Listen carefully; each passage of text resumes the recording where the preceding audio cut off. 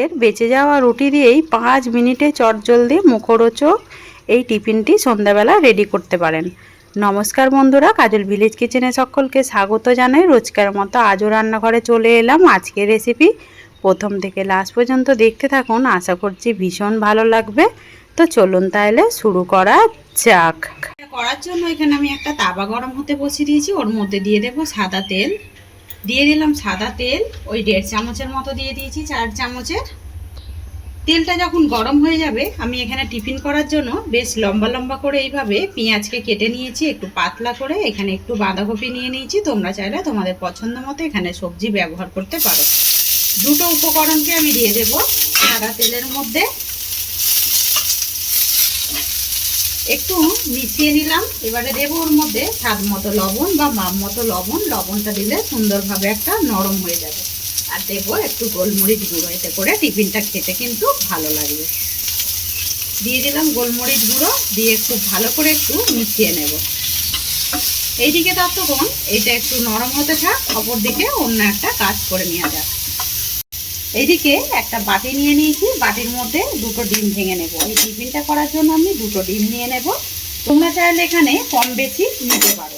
তা আমি এখানে দুটো ডিম নিয়ে নিলাম। ডিমের মধ্যে দিয়ে দেবো আমি একটু গোলমরিচ গুঁড়ো, দিয়ে দিলাম গোলমরিচ গুঁড়ো, আর দিয়ে দেবো সামান্য একটু লবণ, মানে মাপ মতো লবণ। দুটো উপকরণকে খুব ভালো করে ডিমের সঙ্গে এইভাবে একটু ফেটে নিতে হবে। খুব ভালো করে ডিমটাকে ফেটে নিলাম। এবারে এটাকে সাইডে রেখে দেব। আমি আজকে টিফিনটা এটাতেই করব। এর মধ্যে এবারে দিয়ে দেব রুটি। তো সকালের বেঁচে গেছিলো দুটো রুটি, এইটা দিয়েই সন্ধ্যা টিফিনের জন্য আজকে করে দেখাবো। তো রুটিটাকে খুব ভালোভাবে এইভাবে একটু পেতে নিতে হবে। এইদিকে রুটিটাকে খুব ভালো করে আমি পেতে নিয়েছি। অপরদিকে যেই দুটো সবজি আমি ভাজতে দিয়েছিলাম সুন্দরভাবে কিন্তু ভাজাও হয়ে গেছে, আর এইটা থেকে কাঁচা গন্ধটাও কিন্তু একেবারে চলে গেছে। এইটা এবারে সাইডে রেখে দেবো। এইদিকে যে ডিমের গোলাটাকে রেডি করেছিলাম, রুটিটাকে দিয়ে তাওয়ার মধ্যে বসিয়ে দিলাম। এবারে সমস্ত ডিমের গোলাটা আমি এই রুটির মধ্যে দিয়ে দেব। দিয়ে দিলাম সমস্ত ডিমের গোলাটা, দিয়ে একটু চারিদিকে এইভাবে একটু সেট করে দেব। এবার আমি এটাকে ঢাকা দিয়ে দেব 2 মিনিটের জন্য। 2 মিনিট পর এবারে ঢাকাটাকে খুলে দেখাবো। তো কতটা সুন্দরভাবে দেখুন ডিমটা কিন্তু একদম সেট হয়ে জমে গেছে।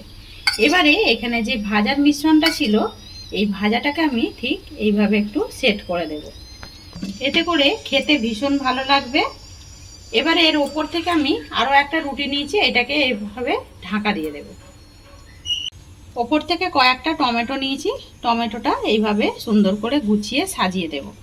তো এখানে একটা টমেটো নিয়েছি আমি, আধখানা টমেটোটা বেশ বড় বড় পিসগুলো এখানে দিয়ে দিলাম।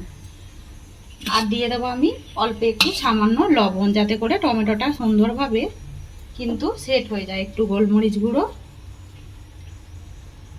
ওপর থেকে দিয়ে দেবো বেশ কিছুটা চিজ, এতে করে খেতে ভীষণ ভালো লাগবে। আজকে একদম নতুন ধরনের এক টিফিন, আপনাদের কিরকম লাগছে অতি অবশ্যই কমেন্ট করে জানাবেন।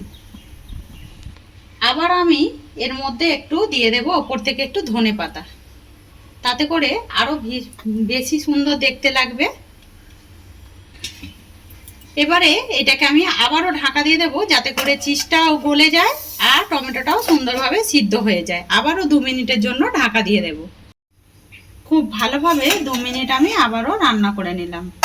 কত সুন্দরভাবে চিজটা কিন্তু একেবারে গলে গেছে। এবারে এটাকে একটা প্লেটের মধ্যে নামিয়ে নেব। যেহেতু রুটি রয়েছে, খুব সহজেই কিন্তু এইভাবে উঠে যাবে। আজকের রেসিপি আপনাদের কিরকম লাগলো অতি অবশ্যই কমেন্ট করে জানাবেন। যদি ভালো লেগে থাকে একটা লাইক করে দিয়ে এইভাবে আমার পাশে থাকবেন, আমাকে সাপোর্ট করবেন। আমার এরকম নিত্য নতুন রান্নার জন্য পাশে থাকা বেল আইকনটি প্রেস করবেন। সবাই ভালো থাকবেন, সুস্থ থাকবেন। ধন্যবাদ। আবারও কোনো নতুন রেসিপি নিয়ে ফিরে আসবো। আজকের মতো এই পর্যন্ত।